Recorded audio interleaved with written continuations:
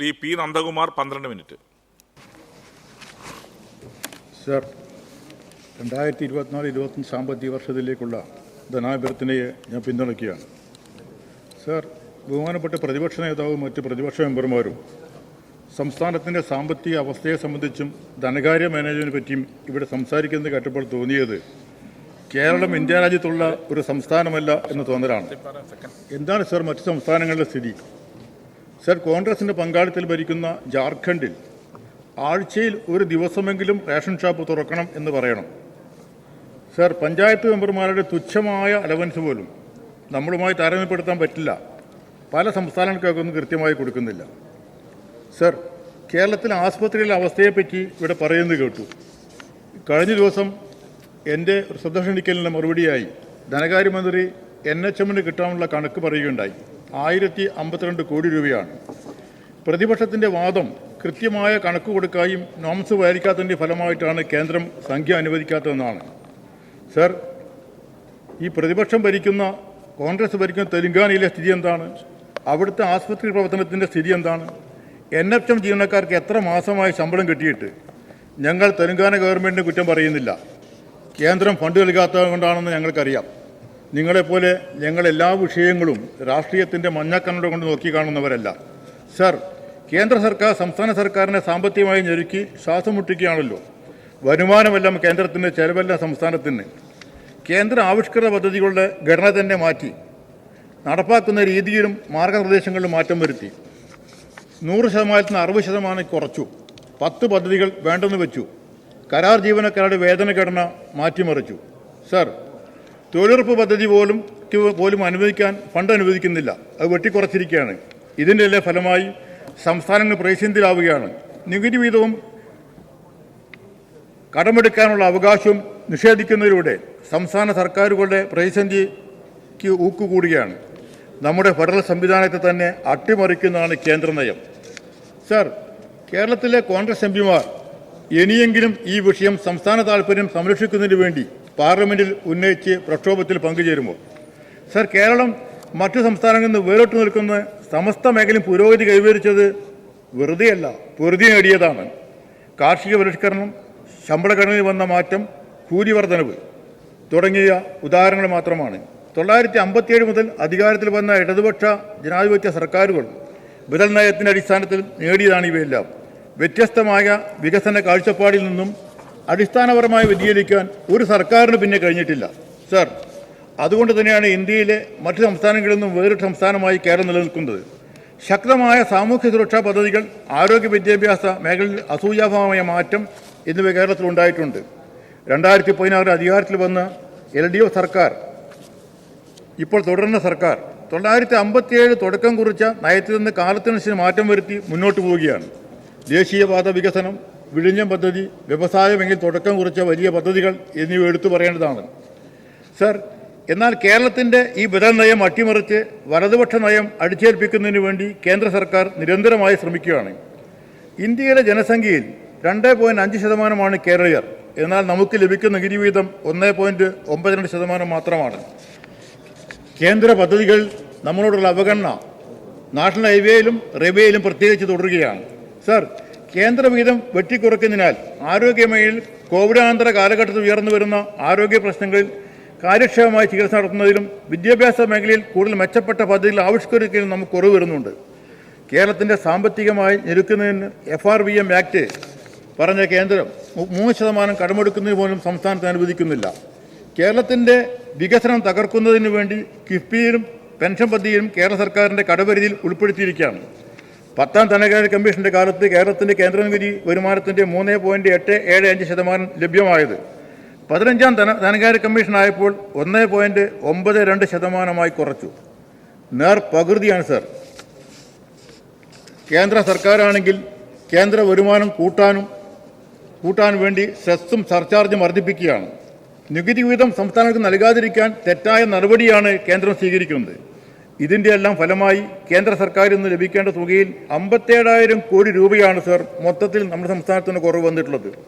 Sir, 15ാം ധനകാര്യ commission തന്നെ പറയുന്നത് രാജ്യത്തിൻ്റെ മൊത്തം വരുമാനത്തിൻ്റെ 62.77% കേന്ദ്രത്തിൽ നിന്നാണ്. എന്നാൽ ചെലവിൻ്റെയോ 62.4% സംസ്ഥാനമാണ് വഹിക്കേണ്ടത്. സംസ്ഥാനം കൂടുതൽ ബാധ്യതകൾ ഏറ്റെടുക്കേണ്ട ഗതികേടിലേക്ക് വരികയുമാണ്. സർ, വരവ് ചെലവ് സംബന്ധിച്ച് കേന്ദ്ര സർക്കാർ എടുക്കുന്ന സമീപനം ഒരു ഫെഡറൽ സംവിധാനത്തിൽ എടുക്കേണ്ട കാഴ്ചപ്പാടിന് ഘടകവിരുദ്ധമാണ്. സർ, വരുമാനം വർദ്ധിപ്പിക്കാൻ സംസ്ഥാന സർക്കാർ എടുക്കുന്ന നടപടികൾ നമ്മുടെ ചില പത്രങ്ങളും പ്രതിപക്ഷവും കാണുന്നില്ല.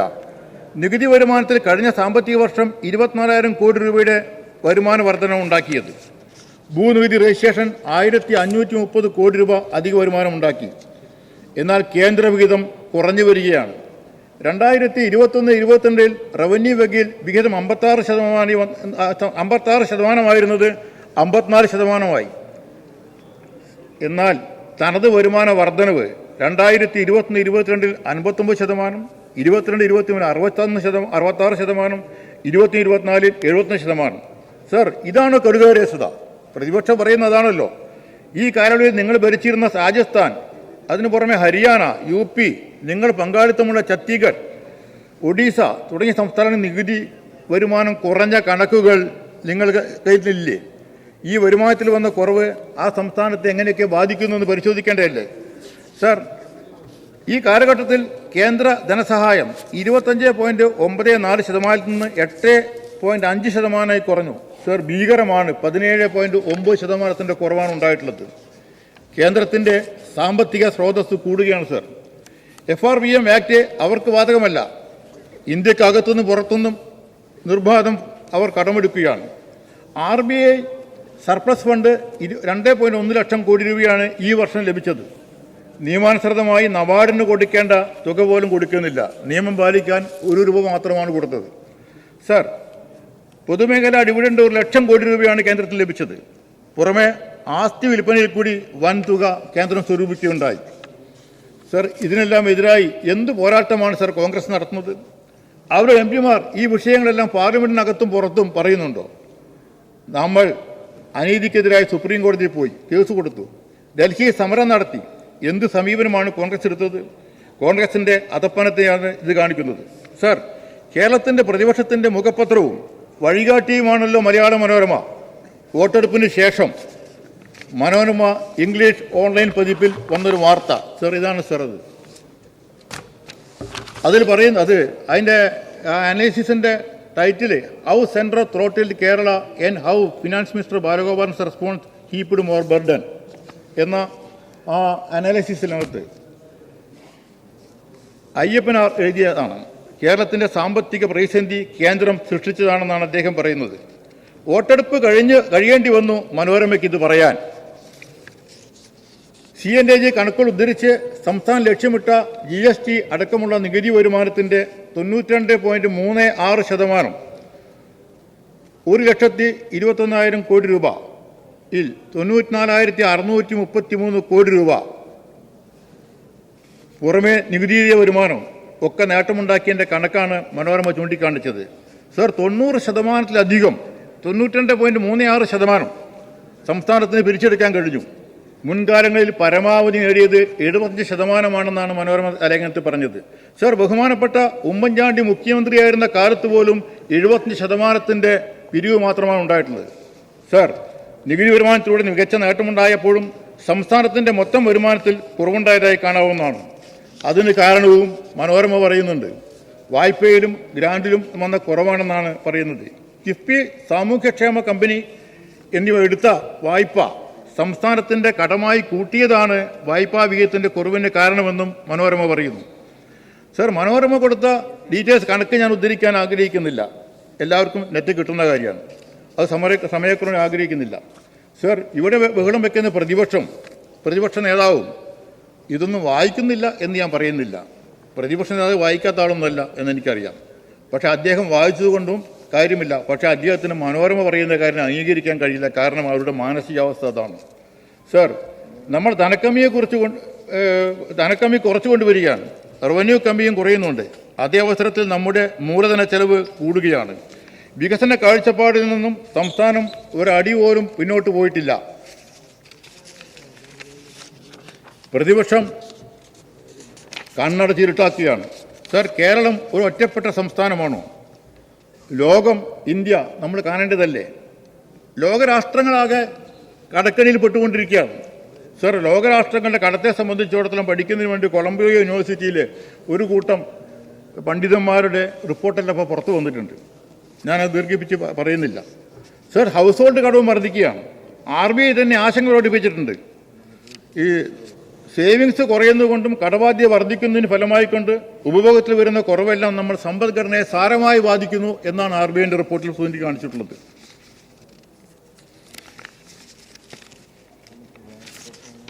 സർ, വരുമാനം ഉണ്ടാവണമെങ്കിൽ തൊഴിലുണ്ടാവണം. രൂക്ഷമായ തൊഴിലില്ലായ്മയാണ്. ഈ തെരഞ്ഞെടുപ്പ് അടക്കം ചൂണ്ടിക്കാണിച്ച പ്രധാനപ്പെട്ട വിഷയമാണ് തൊഴിലില്ലായ്മയ്ക്കെതിരായിട്ടുള്ള അവസ്ഥയെ സംബന്ധിച്ചിടത്തോളം. സർ, തൊഴിലില്ലായ്മ രൂക്ഷതയിലാണ്. തൊഴിൽ ഘടനയ്ക്കകത്ത് വന്ന മാറ്റം ഉണ്ടായിക്കൊണ്ടിരിക്കുന്നു. യഥാർത്ഥ കൂലിയിൽ വരുന്ന കുറവും റേഷൻസ് വർദ്ധിപ്പിച്ചിരിക്കുകയാണ്. ഇന്ത്യയിലെ 20% വരുന്ന ഏറ്റവും അടിത്തട്ടിൽ കിടക്കുന്ന അവസ്ഥ ദയനീയമാണ്. സർ, കഴിഞ്ഞ പാർലമെന്റ് തെരഞ്ഞെടുപ്പിന് ശേഷം മൊത്തത്തിൽ വന്ന വിശകലനം എന്താണ്?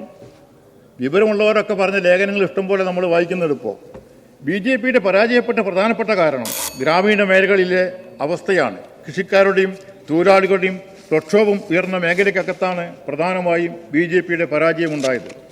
നമ്മുടെ രാജ്യത്തെ സമ്പത്തിൻ്റെ കേന്ദ്രീകരണത്തിൻ്റെ കണക്ക് ഞാൻ ഉദ്ധരിക്കുന്നില്ല. വടക്കേന്ത്യയിൽ പ്രത്യേകിച്ചും ഉള്ള ജാതി അസമത്വങ്ങൾ, ലിംഗപരമായ അസമത്വങ്ങൾ, ഇതിനെല്ലാം എതിരായി പോരാട്ടം ശക്തിപ്പെടുത്തണം. ഇന്ത്യയിലെ മൊത്തം തൊഴിൽ വരുമാനത്തിൽ സ്ത്രീകളുടെ പങ്ക് 18% മാത്രമാണ്. സർ, കണക്ക് ഉദ്ധരിച്ചതുകൊണ്ടോ സാമ്പത്തിക അസമത്വങ്ങൾ പറഞ്ഞതുകൊണ്ടോ മാത്രം കാര്യമില്ല. സർ, അതിനെതിരായിട്ടുള്ള പോരാട്ടം ശക്തിപ്പെടുത്തണം. കണക്കിടയ്ക്കിടയ്ക്ക് നമ്മുടെ ബഹുമാനപ്പെട്ട ചിദംബരമൊക്കെ തന്നെ ചൂണ്ടിക്കാണിക്കാറുണ്ട്. സർ, ഇതിന് കാരണമായ നവലിബറൽ നയത്തിനെതിരായിട്ടുള്ള സമീപനം എന്തെന്നാണ് പ്രശ്നം. നയം തിരുത്തിക്കാൻ എവിടെ നിൽക്കുന്നു എന്നതാണ് ചോദ്യം. സുധീരൻ പറഞ്ഞ കാര്യമെങ്കിലും കോൺഗ്രസ് നേതൃത്വം കേൾക്കണം. തിരഞ്ഞെടുപ്പ് ജയിച്ചതുകൊണ്ട് മാത്രം ജനപക്ഷത്താവില്ല. നയം തിരുത്തിക്കാനുള്ള പോരാട്ടം ശക്തിപ്പെടുത്തണം. അപ്പോൾ ആരുടെ പക്ഷത്ത് നിൽക്കും എന്ന് തിരിയും. തിരുത്തിച്ചാൽ കോൺഗ്രസ് നല്ലതാണ്. സംസ്ഥാന സർക്കാർ പ്രതിസന്ധിക്കകത്ത് നിന്നുകൊണ്ട് തന്നെ സാധാരണക്കാരന് എന്തെല്ലാം ചെയ്യാൻ കഴിയുമെന്ന കാര്യത്തിൽ ഒരു പഠനം സംഘടിപ്പിക്കണം. നമ്മുടെ സംസ്ഥാനത്തിലെ വരുമാനവുമായി ബന്ധപ്പെട്ട്, ചിലവുമായി ബന്ധപ്പെട്ട്, കിട്ടാൻ റിസോഴ്സസുമായി ബന്ധപ്പെട്ടുകൊണ്ട് പുതുതായിട്ട് നമുക്ക് ഏതൊക്കെ സംഘടിക്കാൻ കഴിയുമെന്ന കാര്യത്തെ സംബന്ധിച്ചൊക്കെ തന്നെ വളരെ വ്യക്തമായ ഒരു പഠനം നടത്തിക്കൊണ്ട് നമ്മുടെ അടിസ്ഥാന വർഗത്തിൻ്റെ, സാധാരണക്കാരൻ്റെ, പാവപ്പെട്ടവൻ്റെ പ്രശ്നത്തിന് പരിഹാരം കാണാൻ ഇതിനകത്ത് നിന്നുകൊണ്ട് ചെയ്യും എന്ന് നമ്മൾ പരിശോധിക്കണം. കേന്ദ്ര സർക്കാരിനെ സംബന്ധിച്ചിടത്തോളം നയം തിരുത്തുമെന്ന യാതൊരു വ്യാമോഹം എന്നെ സംബന്ധിച്ചിടത്തോളം ഇല്ല. സംസ്ഥാനത്തോടുള്ള സമീപനവും അവർ മാറ്റം വരുത്തുമെന്ന് പ്രതീക്ഷയില്ല. ഇത്തരം ഒരു സാഹചര്യത്തിൽ അതിശക്തമായ രൂപത്തിലേക്കുള്ള ഒരു സമീപനം നമുക്ക് സ്വീകരിച്ച് മുന്നോട്ട് പോകേണ്ടതായിട്ടുണ്ട്. അതിനാവശ്യമായ രൂപത്തിലേക്കുള്ള റിസോഴ്സസ് നമ്മൾക്ക് എങ്ങനെ കണ്ടെത്താൻ കഴിയും, അതെങ്ങനെ വിനിയോഗിക്കാൻ കഴിയും, അത് ഏതൊക്കെ മേഖലയ്ക്ക് മുൻഗണന കൊടുക്കണം എന്നതിനെ സംബന്ധിച്ചിടത്തോളം വ്യക്തമായ ധാരണ ധനകാര്യ വകുപ്പ് ഉണ്ടാക്കണം എന്നാണ് എനിക്ക് അഭ്യർത്ഥിക്കാനുള്ളത്. സർ, ധനകാര്യ വകുപ്പിന്റെ ഭാഗമായിക്കൊണ്ട് രജിസ്ട്രേഷൻ വകുപ്പുമായി ബന്ധപ്പെട്ട ചില കാര്യങ്ങൾ ചൂണ്ടിക്കാണിക്കാൻ ആഗ്രഹിക്കുകയാണ്. രജിസ്ട്രേഷൻ വകുപ്പ് ആധുനികവൽക്കരണത്തിന്റെ പാതയിലാണ്. ഈ സർക്കാർ ചെലവുകൾ, സേവനങ്ങൾ കുറഞ്ഞ ചെലവിൽ പൊതുജനങ്ങൾക്ക് ലഭ്യമാക്കുന്നതിനും ഭരണനിർവഹണത്തിൽ കാര്യക്ഷമതയും ഗുണമേന്മയും ഉണ്ടാക്കാനും ഈ കാലഘട്ടത്തിൽ നമ്മുടെ വകുപ്പിന് കഴിഞ്ഞിട്ടുണ്ട് എന്ന കാര്യം വളരെ വ്യക്തമാണ്. ആധാരങ്ങളുടെ രജിസ്ട്രേഷൻ, ഈ പേയ്മെന്റ് സൗകര്യങ്ങൾ, ഓൺലൈൻ ടോക്കൺ സൗകര്യം, 12 മിനിറ്റാണ് അത് കഴിഞ്ഞു, ജില്ലയിൽ എവിടെയും ആധാരം രജിസ്റ്റർ ചെയ്യാനുള്ള സൗകര്യം തുടങ്ങിയ ഒട്ടേറെ പരിഷ്കാരങ്ങൾ ഇതിന്റെ ഭാഗമായി ഏർപ്പെടുത്തിയിട്ടുണ്ട്. ആധുനികവൽക്കരണത്തിൽ ഊന്നൽ നൽകുന്ന പദ്ധതികളാണ് ഈ ധനാഭ്യർത്ഥനയിലും ഉൾപ്പെടുത്തിയിട്ടുള്ളത്. അപ്പോൾ ഈ മേഖലയ്ക്കകത്ത് ഒരുപാട് കാര്യങ്ങൾ നമുക്കിനി നിർവഹിക്കാനുണ്ട്. സാധാരണക്കാരൻ്റെ പ്രശ്നത്തിന് പരിഹാരം കാണണം, അവൻ്റെ വേദനയ്ക്ക് പരിഹാരം കാണുന്ന രൂപത്തിലേക്കുള്ള ഇടപെടലുകൾ നടത്താൻ നമുക്ക് എന്തൊക്കെ കഴിയും, അവിടുത്തെ തിരക്കൊഴിവാക്കാൻ ഇനിയും എന്തെല്ലാം കഴിയും എന്ന കാര്യമൊക്കെ തന്നെ സശ്രദ്ധം പരിശോധിക്കേണ്ടതായിട്ടുണ്ട്. ഞാൻ ഈ ധനാഭ്യർത്ഥനകളെ പിന്തുണയ്ക്കുന്നു.